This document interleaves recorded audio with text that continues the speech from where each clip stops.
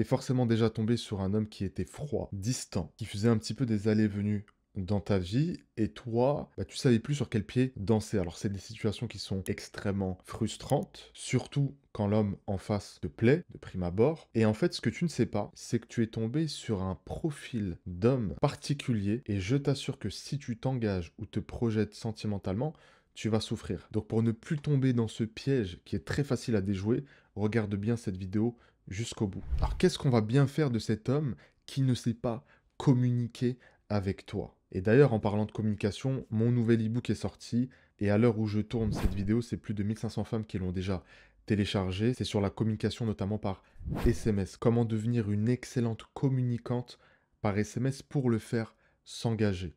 Je t'explique tout dans l'e-book, c'est très facile à suivre. Et après l'avoir lu, tu feras partie des 1% de femmes qui maîtrisent l'art de la communication. Le lien est en description, profites-en. Ce profil d'homme que je vais partager avec toi, c'est un profil d'homme qu'on qualifie de fuyant ou d'évitant. C'est très important de comprendre cette notion-là et je vais te l'expliquer, c'est très très simple. Quelqu'un qui est évitant, c'est quelqu'un qui a un type d'attachement particulier. Il en existe plusieurs et parmi ceux-là, il y a ce qu'on appelle l'évitement. On parle d'évitement parce qu'en fait, ces personnes-là, elles vont éviter le conflit. Quand tu vas t'embrouiller avec cet homme-là, eh bien, tu verras qu'il ne cherchera jamais à s'expliquer. Tu verras qu'il va prendre la fuite de manière différente. Ça, j'y reviendrai un petit peu plus tard. On va juste essayer de comprendre pourquoi est-ce que cet homme est évitant. Il faut savoir que l'évitement touche aussi les femmes, mais principalement les hommes. Ce type d'attachement, c'est en fait une réponse à un passé qui a été douloureux, et on a tous eu un passé plus ou moins douloureux, et notamment, c'est quelqu'un qui a connu une forte blessure de rejet. Donc l'évitant, c'est quelqu'un qui s'est construit littéralement une carapace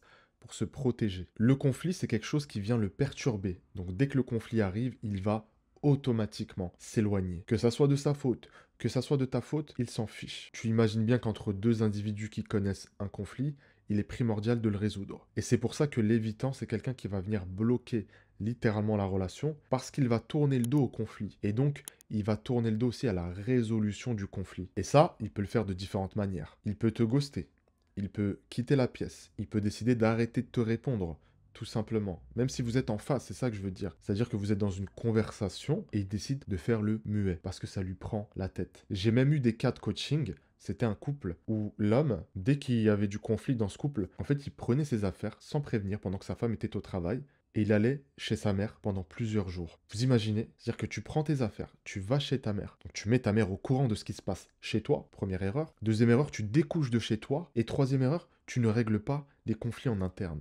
Mais c'est une catastrophe. Tu cherches en fait à te séparer. Mais l'évitant, il ne fuit pas que le conflit. En fait, il va fuir toute forme de négativité. Dès qu'il y a quelque chose qui le surcharge émotionnellement, il va prendre la poudre d'escampette. Donc les émotions, la négativité, la pression, il ne supporte pas. J'aimerais maintenant te partager quelques caractéristiques d'un homme qui est évitant, parce que je trouve que c'est intéressant. Le but pour toi, ça va vraiment être de le repérer, pour toi l'éviter finalement. Pourquoi est-ce que je te dis ça? Parce que j'ai eu des cas où des gens se sont retrouvés mariés avec un évitant. C'est insupportable, c'est ingérable. Il y a une phrase que je dis souvent en coaching, c'est l'évitant, il faut l'éviter. Tout simplement. Donc je vais te donner un petit peu quelques caractéristiques. L'évitant, c'est un homme qui est assez solitaire. D'accord? Tous les points que je vais vous donner, bien sûr, ce n'est pas une liste exhaustive, et surtout, c'est pas parce que quelqu'un est solitaire qu'il est évitant.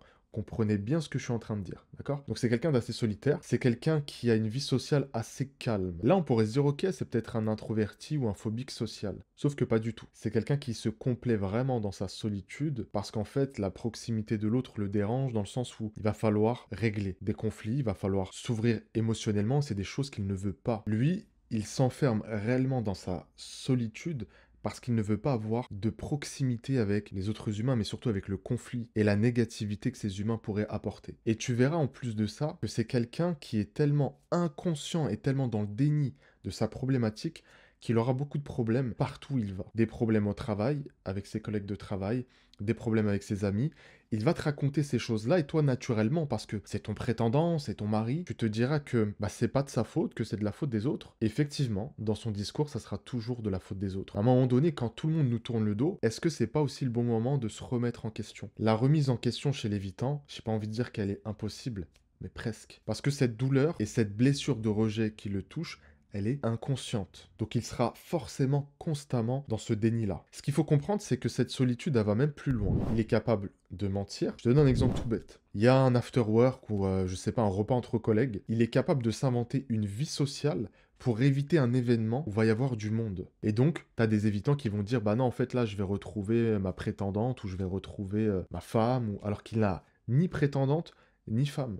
T'imagines? Mais les mensonges ne s'arrêtent pas là. Chez les évitants, on a remarqué qu'il y avait beaucoup de cas de tromperie. Et à chaque fois, en fait, ils minimisent leur action. Et ça va être des gens qui vont te ghoster. Tous les ghosters ne sont pas des évitants. Attention. Mais l'évitant a tendance à ghoster. C'est-à-dire que dès que tu vas lui prendre la tête, à un moment donné, il va commencer à s'éloigner petit à petit. Et moi, pendant 2 ans de ma vie, je suis tombé dans ça. Vraiment dans ce truc de ghoster, d'éviter le conflit. Je voulais plus qu'on me prenne la tête. J'en avais marre. Et je savais que c'était un point que je devais absolument travailler si je voulais aspirer à une vie amoureuse saine, à une vie maritale saine. Ça m'a pris 2 ans, c'est énorme. Et tous les évitants ne sortent pas de l'évitement. Donc tu as deux possibilités. Soit tu es conditionné dès l'enfance à devenir évitant, soit ça va être par ton parcours et par tes expériences qui sont plus ou moins douloureuses. Ce qu'il faut comprendre, c'est que l'évitant, il se protège. C'est vraiment une forme de protection. L'image que j'aime bien utiliser en coaching pour illustrer un petit peu l'évitant, c'est vraiment une personne qui serait froide et qui aurait un glaçon autour d'elle. Et le but pour moi, c'est que mon glaçon ne fonde pas. Et quand quelqu'un s'approche de moi avec des émotions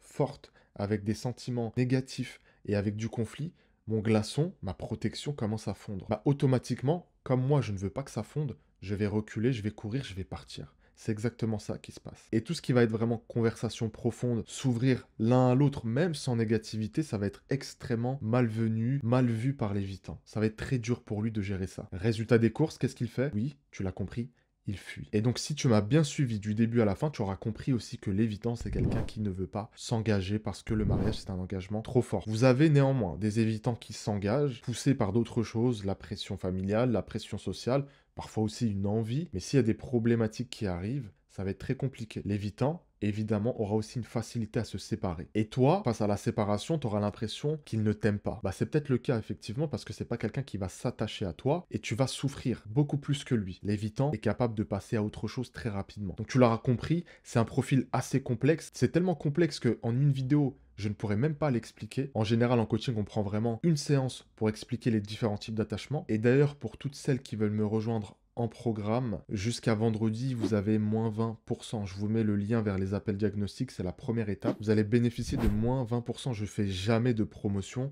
J'ai décidé d'en faire, profitez-en. Cette vidéo, je l'ai vraiment faite pour que tu commences à comprendre qu'en fait, il y a des profils de personnes, qu'il y a des personnalités différentes, mais surtout qu'il y a des choses qui se répètent et des choses qu'on peut entrevoir. Donc là, en fait, l'objectif, c'est d'arrêter de subir ces relations, arrêter de se positionner toujours en tant que victime et de prendre les devants. Quand je rencontre quelqu'un qui a un profil avec lequel je suis incompatible, je prends une décision très rapidement. Et j'espère que c'est ce que tu feras à partir de maintenant. Et nous, on se dit à la prochaine. Assalamu alaikum.